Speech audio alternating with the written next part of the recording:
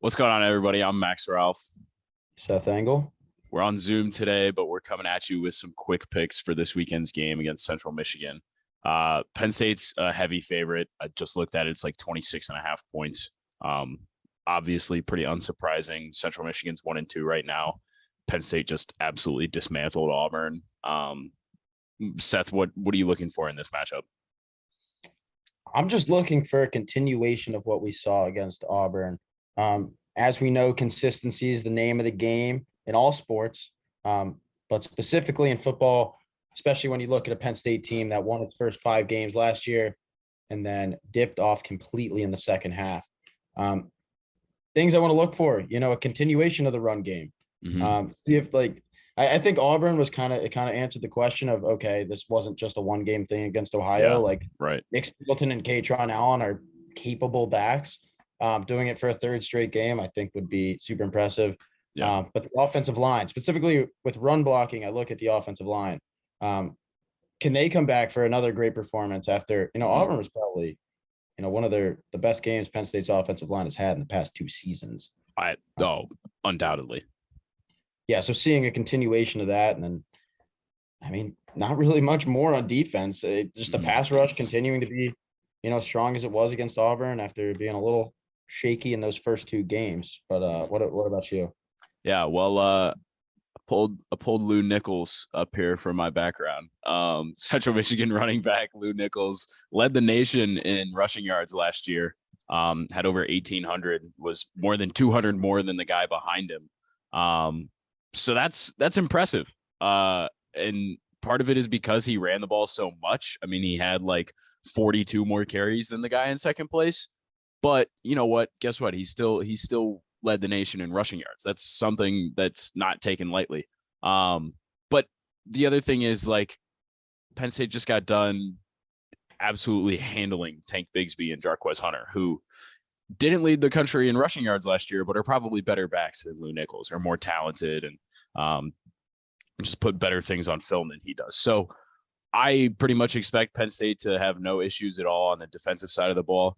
I think offensively, you hit the nail on the head. It's all about the run game. I mean, that's what it's been since the start of last year when Penn State couldn't run the ball. It's still about the run game and seeing if Penn State can keep doing it. Yeah, I agree. Last week was the best performance in a while. You want to keep seeing Katron and Nick keep breaking off big runs. I in my prediction that we wrote this week, I predicted that Nick Singleton will have another 40+ yard touchdown, because why not? I mean, kid's just ridiculous. At this point, that's not, an absurd take by any means. Right. Exactly. I think more specifically what I'm looking for, I actually I want to see the passing game kind of take the reins in this one. I still want to see the run game do well, but we kind of saw that last week. We saw that against a capable defensive front. Auburn is a bad football team, but a capable defensive front, let alone or barring anything else. We saw that last week. I still need to see the run game do well this week, but I want to see the passing game open up some. I want to see some shots down the field. I want to see, Sean's looked comfortable. He's been running the offense well, but honestly, we haven't really seen these wide receivers really just step up and kind of take over a game the same way Jahan Dotson could a year ago. I'm not saying that I don't think that's possible. I think Mitch Tinsley is absolutely the real deal. He's a very good, very skilled wide receiver. We know what Parker Washington can do. We've talked a lot about Keandre Lambert Smith in the past. There's talent in that room. I need to see a little bit more depth, but I just want to be able to see that part of Penn State's offense take over a game, because I think that's the only thing that's missing through these first 3 weeks so far. Yeah, in Auburn too, it wasn't any wide receiver that really took the reins, at least in the pass game. It was Brenton Strange, who was their number 1 receiver there, and has been great through the first 3 games this year.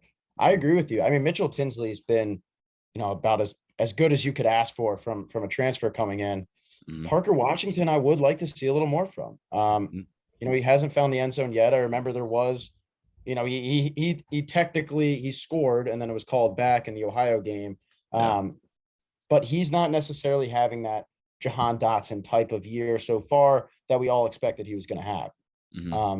And that might just be because of, they're trying to figure out the offense still. with Mitchell Tinsley. And then I'm sure they were expecting Theo Johnson to have a bigger role, at least in the pass game through these first couple of games. I'm interested to see, how the offense changes with him coming back, because he was active against Auburn, but he wasn't, active. Right. He No, wasn't. he did. He didn't play many snaps at all. Yeah, he was on a snap count for sure. Right. So those are certain things that I'm looking for. I agree with you wholeheartedly in the pass game. Lou Nichols is someone I want to go back to here, because that's really the only threat to Penn State to potentially lose to Central Michigan. I don't see that happening by any means. I don't think this is going to be an Illinois type situation. There's really no one who's banged up right now. Penn State's kind of playing the best football they've played in years. Mm-hmm. Lou Nichols is still a threat. I mean, he rushed for over 1,800 yards last year. But I look at his stats from this year: 26 carries for 72 yards against Oklahoma State week 1. Yep. That's not great. I mean, No. he followed it up. The next game, he's who are they playing? South Alabama. He's getting 15 again, and he's averaging like just over 1 yard a carry. I mean, it's not great. The best game he had was last week in the shutout win over Bucknell. He had, carries the ball 30 times for 166 yards and 2 touchdowns. So it's like, right, he can break off, but that's also Bucknell. Right. He has not been that great. He just gets the ball a lot. That's pretty much the bottom line there. Yeah, he hasn't been what he was last year. So I expect no issues at all for Penn State's defense. This is kind of an interesting, this is something that I think about when it comes to score prediction. Last week against Auburn, Penn State kind of had its chips all in. The starters played most of the game. There were starters still playing in the fourth quarter, even after it was a 25, 30-point game. Whereas if you've got a 20-point game against Central Michigan, your twos are going to come in, and the score might look a little bit different. Yeah, I'm not worried at all about Penn State not winning this football game. They're so much the better team. But I could, in some cases, see the score being a little bit less wide as it was against Auburn, which might kind of surprise some people. But I think if you look at it, there's a reason for it. That being said, though, I did predict it to be even wider. I said 45-10, I think was my number. Honestly, with a game like this, that's just a completely arbitrary number.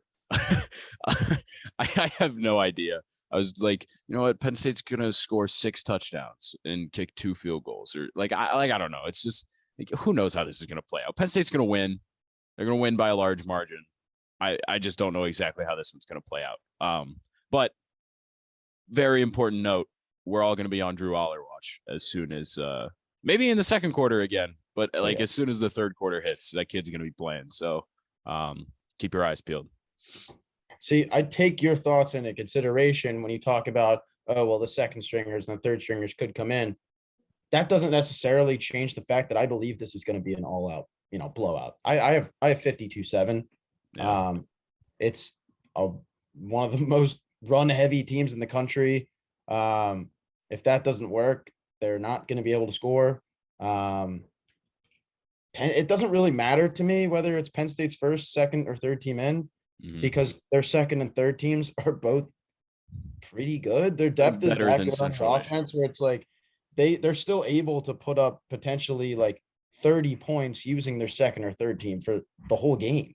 Right. I don't see this. I see this being an even bigger blowout than Ohio, honestly. Yeah. So I got 52-7. I know it's bold. It's a huge blowout.